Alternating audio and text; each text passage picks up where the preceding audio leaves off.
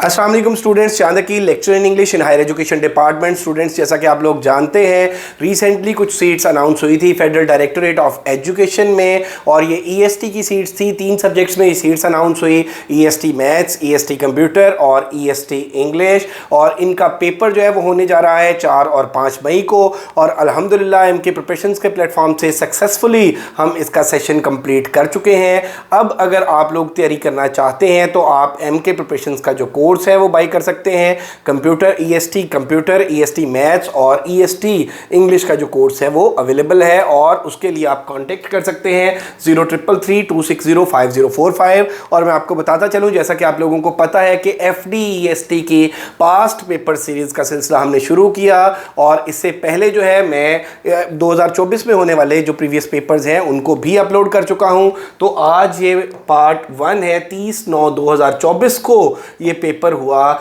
और इसका पहला क्वेश्चन देखें, ये लिटरेचर से आया है।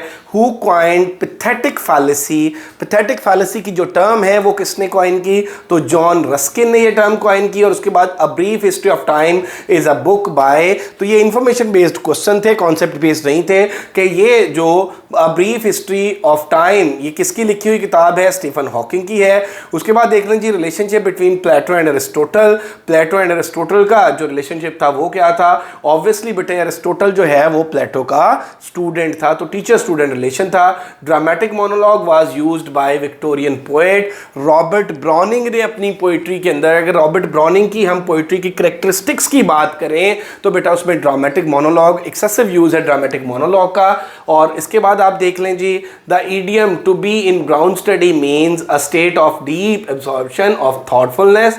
और उसके बाद देख लें जी, what does it mean to take the king's shilling, to enlist army or the royal navy. और उसके बाद देखें जी, to give someone the mission, to reject as a lover, किसी को एज अ लवर रिजेक्ट करना ये। और उसके बाद देख लें जी, to make a skill purse of a sow's ear, to make a skill purse of a sow's ear, you can not make something good out of something that is bad. तो यहाँ पे to make a skill birds of a sow's ear, कि आप किसी बुरी चीज से कोई अच्छी चीज नहीं बना सकते। Then pull the chestnuts out of the fire, to do a dangerous of hard thing for someone else, किसी दूसरे के लिए कोई मुश्किल काम करना। ये आप देख लें कि मेरा बेटा इसमें एफडीईएसटी का जो पेपर है इसमें सिनोनिम्स, एंटोनिम्स, इडियम्स और ग्रामर का पोर्शन जो है वो बहुत ज्यादा आता है। और उसके बाद देखिए जी, बर्न द मिडनाइट ऑयल, ये भी इडियम है। Read or work late into night, के रात गए तक मेहनत करना। तो अब इसमें read or work late into night, इसका मीनिंग आ गया to be in two minds. अब यहाँ पे unable to decide between alternatives, के जब आप कश्मकश में हो, इन अ फिक्स उलझन कश्मकश में हो, टू बी और नॉट टू बी, जब आप मेरा बेटा कोई डिसीजन ना ले सकते हो, तो to be in two minds, unable to decide between alternatives. What does Plow the sand means to do something that seems fertile।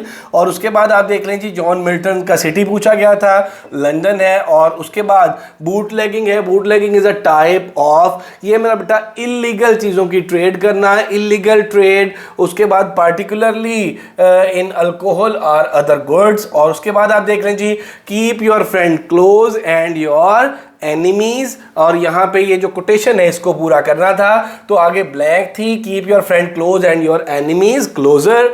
और उसके बाद देखें जी, the meaning of jobbery is the improper use of public office or conduct of public business for the private gain. तो jobbery का जो मतलब है वो पब्लिक ऑफिस को अपने जो पर्सनल इंटरेस्ट हैं उनके लिए, पब्लिक पावर को अपने पर्सनल इंटरेस्ट के लिए यूज करना। और उसके बाद आप देख लें जी, the posterior knowledge is derived from experience. और उसके बाद सिनोनिम ऑफ इक्वेनिमिटी, इक्वेनिमिटी का जो सिनोनिम है वो कंपोजर है या कामनेस है। देन आप देख लें जी, what is the synonym of sinew, इसका स्ट्रेंथ या पावर आ जाएगा। और उसके बाद सिनोनिम ऑफ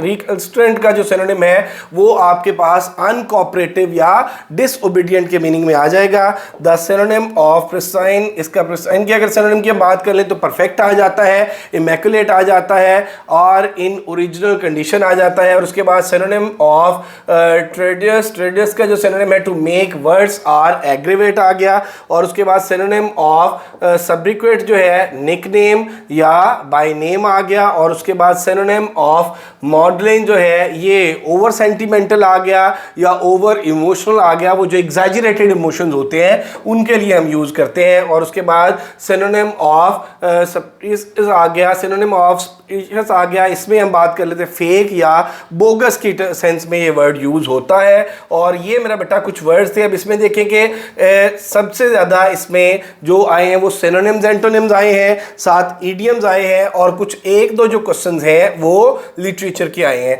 इसमें एक बात मैं साथ आपको और भी बताता चलूँ बेटे कि जो FD EST है इसका जो पेपर है वो आल्दो मेरा बेटा लेक्चरर लेवल का नहीं होता, 17 स्केल का नहीं होता, ये 14 स्केल का पेपर होता है। इसमें जो सिनोनिम पूछे जाते हैं वो आप इंटर लेवल के अगर तैयार कर लें तो आपके सिनोनिम्स कोई भी यहाँ पे सिनोनिम एंटोनिम जो है वो ऐसा नहीं था कि जो वोकैबुलरी इंटर लेवल पे यूज ना होती हो। और उसके अलावा अगर ईडियम्स है वो इंटर और ग्रेजुएशन की बुक के आप तैयार कर लें तो फिर आपका जो ईडियम्स का पोर्शन है ये भी हो जाता है। तो इसमें बेटा जो 20% है वो इंग्लिश ग्रामर का पोर्शन पूछा जाता है, और उसके अलावा फंक्शनल इंग्लिश के नाम पे कुछ क्वेश्चन जो है वो एडिशनली इससे पूछ लिए जाते हैं ईडियम से, और कुछ क्वेश्चन जो है वो लिंग्विस्टिक्स से पूछे जाते हैं। और फिर जो प्रोफेशनल पोर्शन के नाम पे यहाँ पे पेडागोजी भी पूछी जाती है, साथ लिटरेचर भी इंक्लूडेड होता है। और इस दफ़ा इन्होंने पेपर का पैटर्न जो है वो थोड़ा सा चेंज किया है, और पेपर के पैटर्न में इन्होंने 60% जो है वो फंक्शनल इंग्लिश लिखी है, 20% ग्रामर मेंशन की है,